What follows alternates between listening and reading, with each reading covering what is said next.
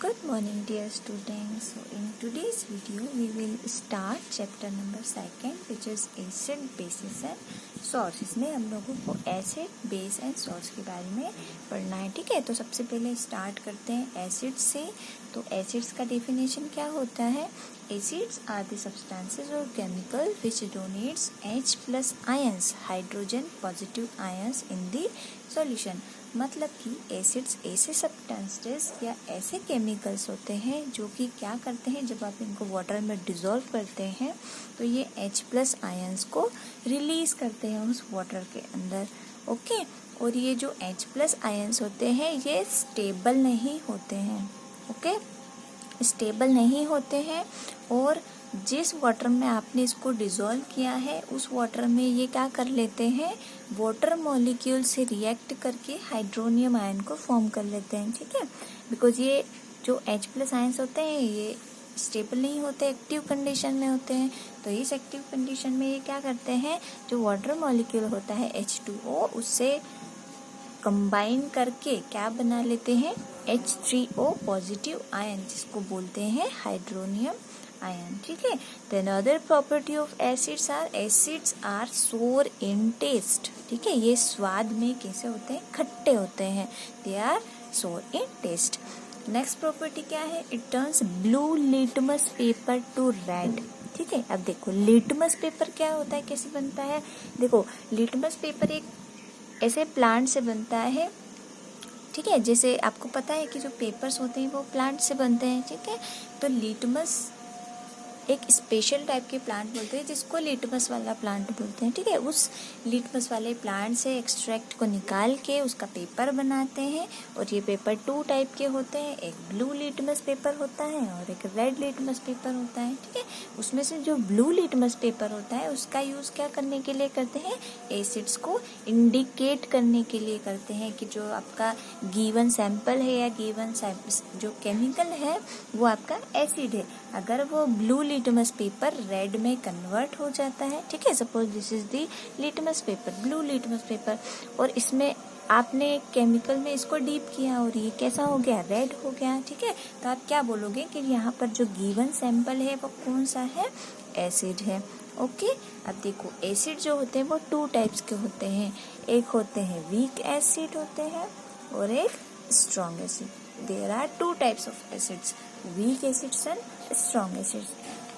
तो जो organic acids होते हैं, ओके, जो ऑर्गेनिक एसिड्स होते हैं मतलब जिनको क्या प्लांट से, एनिमल्स से, टिश्यूज से निकालते हैं, वो सारे कौन से एसिड्स होते हैं, वो सारे होते हैं ऑर्गेनिक एसिड्स. ठीक है, और ये वीक एसिड्स की कैटेगरी में आते हैं.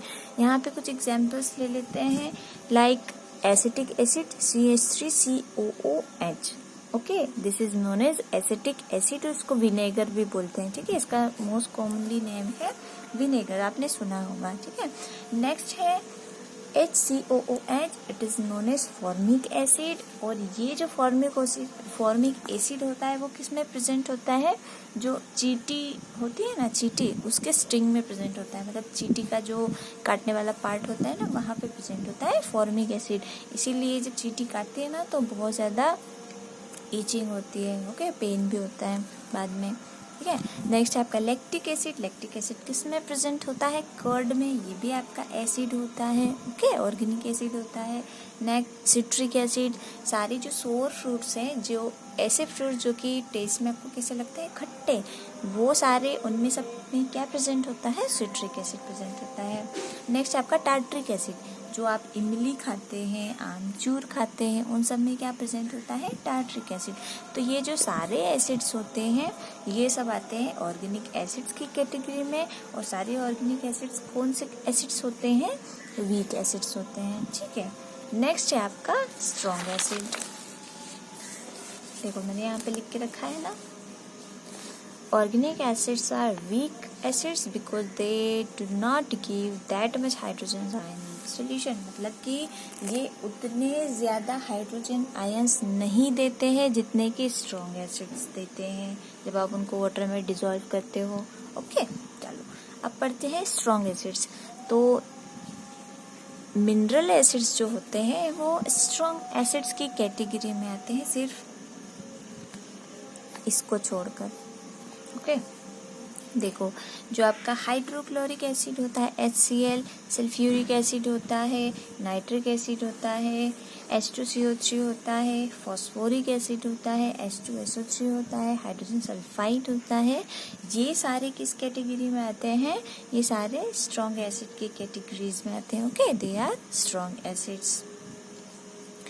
और ये क्या होते हैं, जब आप इनको वाटर में डिसॉल्व करते हैं तो ये बहुत ज़्यादा क्वांटिटी में हाइड्रोजन आयंस को डोनेट करते हैं। ठीक है, अब देखो जो हमने पीरियोडिक टेबल पढ़ा था, उस पीरियोडिक टेबल में जो नॉन मेटल्स थे, ठीक है, जब पीरियोडिक टेबल को हम आगे और देखेंगे कि पीरियोडिक टेबल में कौन कौन से जो ब्लॉक होते हैं उनमें से कौन से मेटल्स होते हैं, कौन से नॉन मेटल्स होते हैं। ओके, तो उनमें से जो नॉन मेटल होता है वो सारे एसिड की कैटेगरी में आते हैं। ठीक है, सॉरी, एसिड की कैटेगरी में जो सारी नॉन मेटल्स होती हैं वो किसको फॉर्म करती है? एसिड्स को फॉर्म करती हैं। और सारी जो मेटल्स होती हैं वो बेस को फॉर्म करती हैं। ओके, तो non metals form the acids and metals form the base. Okay, now there are two types of acids on the basis of their, क्या बोल सकते हैं, on the basis of their texture. ठीक है, texture के base पे to type के होते हैं। First one is concentrated and another one is diluted acid. तो कॉन्सेंट्रेटेड एसिड्स किनको बोलते हैं? जिनमें एसिड की क्वांटिटी ज़्यादा और वाटर की क्वांटिटी कम हो। ठीक है, जैसे सपोज आपके पास एक टेस्ट ट्यूब है, उसमें इतना वाटर फिल है और इतना एसिड फिल है। ठीक है, तो किसकी क्वांटिटी ज़्यादा है? एसिड की क्वांटिटी ज़्यादा है, that's why it is known as concentrated acid. Okay, suppose आपके पास दूसरी टेस्ट ट्यूब है, उसमें एसिड का लेवल यहाँ है और वाटर का लेवल यहाँ है, तो आप उसको क्या बोलेंगे? Diluted acid. ठीक है, जैसे आप किसी सब्सटेंस में जब आप वाटर ऐड कर देते हो तो वो कैसा हो जाता है? डाइल्यूट। जैसे अब घर को हम लोग पेंट करते हैं ना, घर को जब पेंट करते हैं तो जो पेंट हम शॉप से लेकर आते हैं उसमें हमको क्या डालना होता है? हॉट वाटर डालना होता है, जिससे कि वो थोड़ा सा डाइल्यूटेड हो जाता है, जिससे कि जो वॉल होती है उसको पेंट करने में आसानी होती है। ठीक है, चलो अब नेक्स्ट पढ़ते हैं हम लोग बेसिस की तरफ से। तो बेसिस का डेफिनेशन क्या बोलता है? बेसिस आर द सब्सटेंसेस और chemicals which donates OH negative ion in the solution. ठीक है, कोई ऐसे सब्सटेंसेस या केमिकल जो कि बेस है और उनको आप जब आप वाटर में डिसॉल्व करते हैं तो वो क्या करते हैं? वो OH नेगेटिव आयंस को फॉर्म करते हैं। ठीक है, another point is they are bitter in taste. जब आप इनको टेस्ट करते हो, जब आप इनका स्वाद लेते हो तो ये स्वाद में कैसे होते हैं? कड़वे होते हैं, बिटर इन टेस्ट होते हैं। ठीक है, another point is they turn red litmus paper two blue. ठीक है, लिटमस पेपर हमने आगे देखा था क्या होता है, तो ये क्या करते हैं? रेड लिटमस पेपर को किस में कन्वर्ट कर देते हैं? ब्लू वाले, ब्लू कलर में। ठीक है, देखो इसको लर्न करने का एक तरीका ये होता है, आप BRB, ठीक है, ये वाला टर्म याद रखो। ठीक है, इसमें B मीन्स क्या होता है? Base, R means red litmus paper, किस में कन्वर्ट हो जाता है? ब्लू में। तो बेस रेड लिटमस पेपर को ब्लू में कन्वर्ट कर देता है, तो क्या हो गया आपका? BRB। ठीक है, ये टर्म आपको याद रखना है, इससे आप इजीली ये लर्न कर पाओगे कि कौन सा, बिकॉज है ना, बाद में अभी तो आप समझ लोगे लेकिन बाद में आप कुछ टाइम के बाद इसको भूल जाओगे कि कौन सा लिटमस पेपर कौन किस में टर्न करता है। ठीक है, तो BRB याद रखना, मतलब कि base turns red litmus paper into blue colour. ठीक है, उसके बाद क्या होता है? These are soap in touch. ठीक है, जो जैसे आपकी जो साबुन की टिकिया होती है, जब आप उसको टच करते हो तो वो कैसे फील होता है? ठीक है, वैसा ही जब आप बेसिस को टच करते हो तो वैसा ही फील होता है, that's why it is known as soap in touch.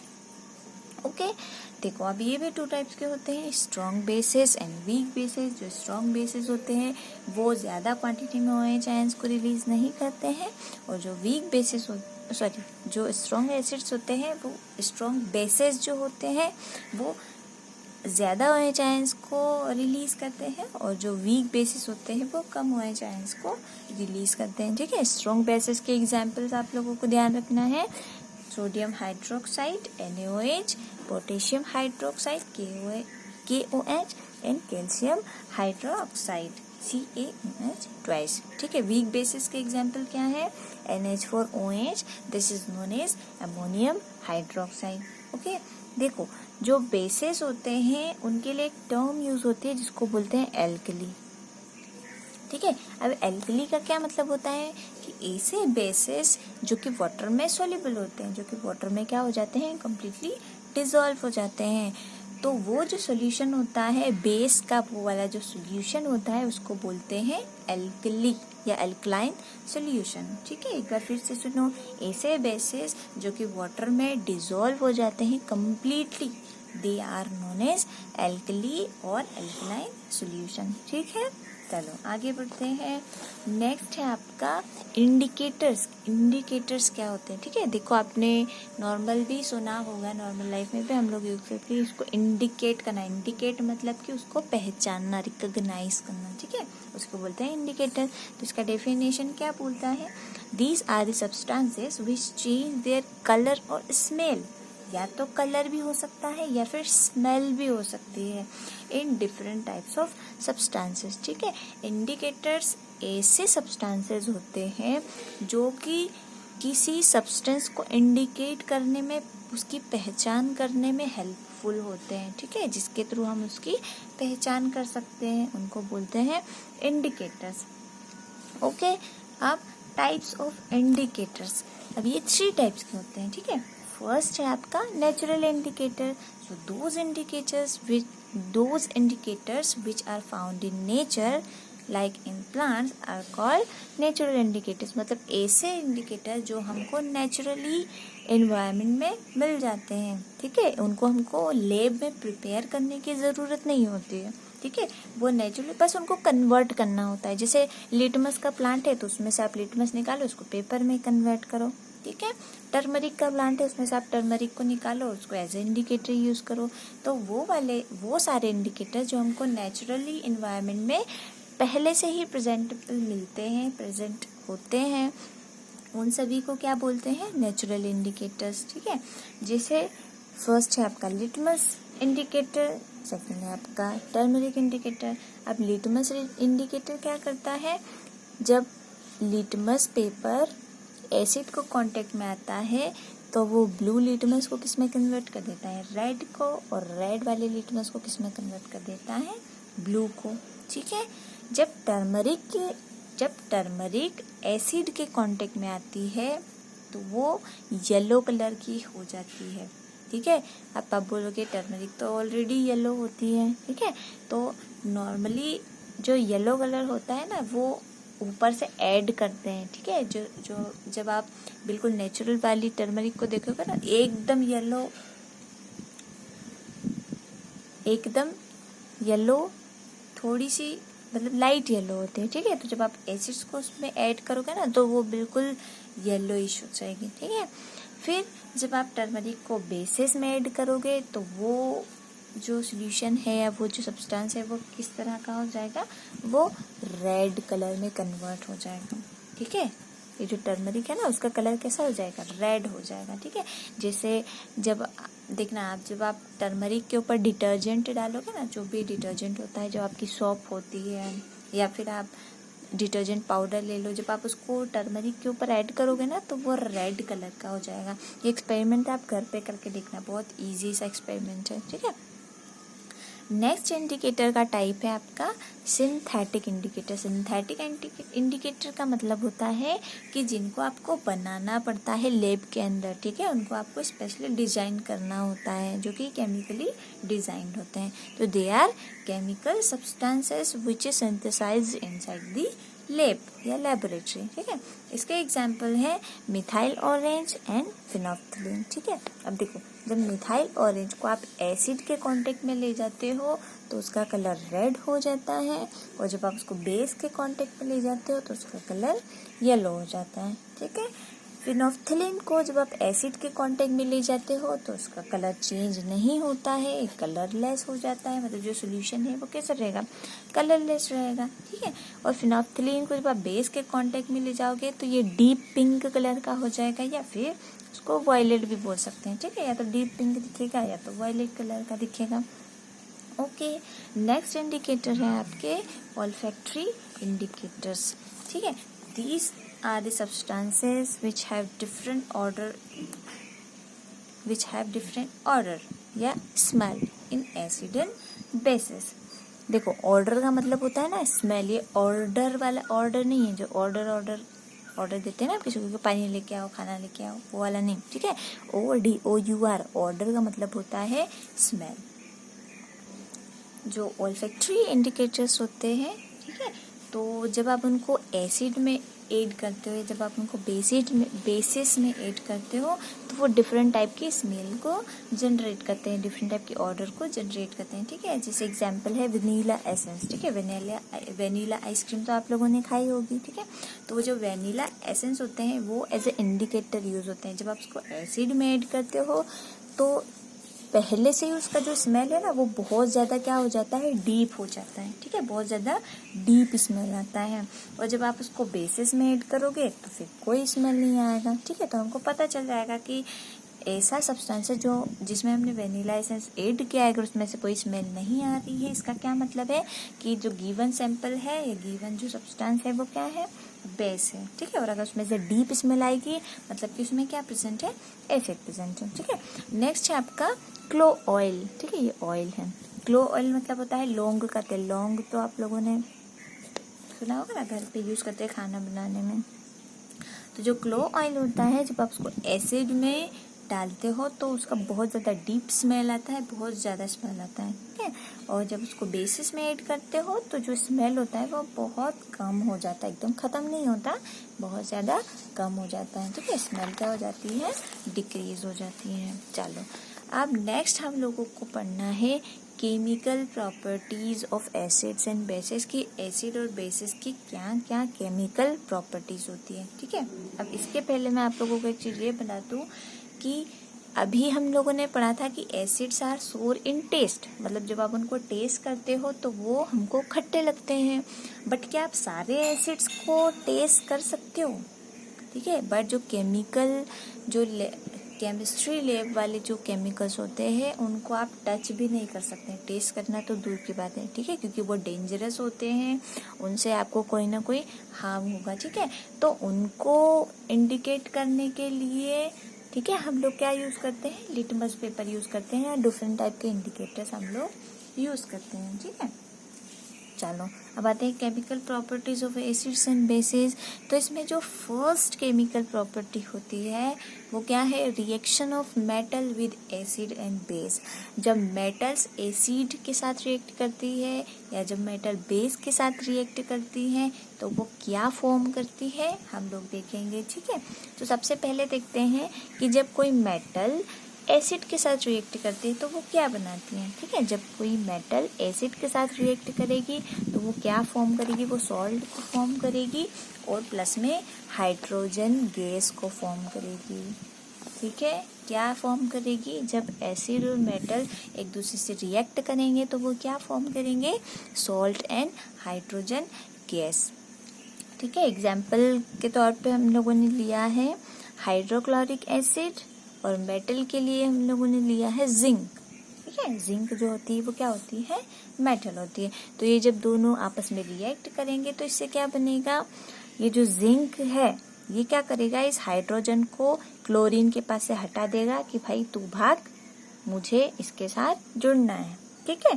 तो ये जिंक क्या करेगा, क्लोरीन के साथ फ्रेंडशिप कर लेगा, तो ये क्या बनाएगा, जिंक क्लोराइड, और ये हाइड्रोजन गैस यहाँ से रिलीज हो जाएगी। देखो ये बैलेंस्ड है, ठीक है। देखो इधर 2H है, इधर भी 2H है, Cl कितने हैं, 2, ये भी 2, क्योंकि ये 2 इसका भी है और इसका भी है, ठीक है। तो यहाँ पे हम बैलेंसिंग भी सीखते जाएंगे ताकि आप लोगों को धीरे धीरे धीरे करके प्रैक्टिस होता रहे, ठीक है। तो 2 हाइड्रोजन है, 2 क्लोरीन है, इधर भी 2 हाइड्रोजन 2 क्लोरीन है, ठीक है। जिंक कितना है, 1, ठीक है। तो यहाँ पे तो एसिड मेटल के साथ रिएक्ट करके क्या बनाती है, सॉल्ट और हाइड्रोजन गैस बनाती है, ठीक है। हाइड्रोजन गैस को हम लोगों को बाद में डिटेक्ट भी करना है कि अच्छा ये हाइड्रोजन गैस बनाता भी है या नहीं, ओके। चलो वो तो हम इन दोनों को देखने के बाद डिटेक्ट करेंगे, ठीक है। अब मेटल्स जब बेस के साथ रिएक्ट करती है तो वो क्या बनाती है, सेम प्रोडक्ट सॉल्ट बनाती है और हाइड्रोजन गैस प्रोड्यूस करती है, ठीक है।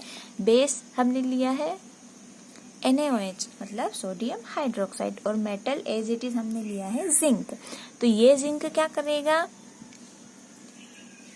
यहाँ से इस हाइड्रोजन को बाहर कर देगा कि आप बाहर जाओ, मुझे इसके साथ जुड़ना है। तो ये क्या बना लेगा, sodium zinc oxide Na2ZnO2, sodium zinc oxide, और हाइड्रोजन गैस यहाँ से रिलीज हो जाएगी।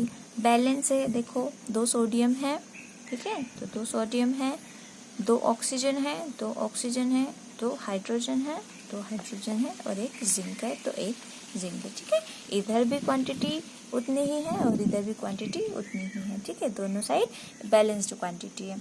अब ये जो हाइड्रोजन गैस यहाँ से रिलीज हुई है, इसको आपको डिटेक्ट करना पड़ेगा कि हाइड्रोजन गैस, ऐसे तो हमको नहीं पता चलेगा ना कि इसमें हाइड्रोजन गैस बनी है या नहीं बनी है, तो इसको डिटेक्ट करना पड़ेगा। तो इसको डिटेक्ट करने के लिए क्या करेंगे, वो टेस्ट ट्यूब जिसमें आपने ये वाली रिएक्शन करवाई है या ये वाली रिएक्शन करवाई है, उसमें आप एक कैपिलरी को ऐड कर देंगे, और उस कैपिलरी का कांटेक्ट आप किससे कर देंगे, एक ऐसे जार से जिसके अंदर की सोपी सोल्यूशन रखा हुआ है या डिटर्जेंट का सोल्यूशन रखा हुआ है, ठीक है।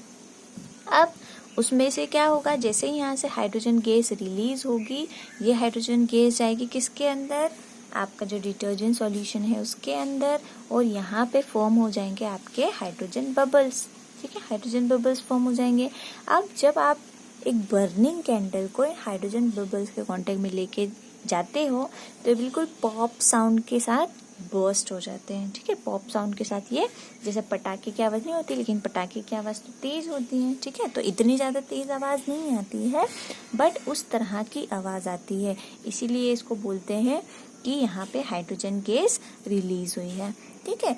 अब है नेक्स्ट आपका रिएक्शन ऑफ मेटल कार्बोनेट्स और metal hydrogen carbonates with acids and base, acid और बेस की metal carbonate and metal hydrogen carbonate के साथ रिएक्शन देखना है, ठीक है, तो वो हम लोग देखेंगे नेक्स्ट वीडियो में।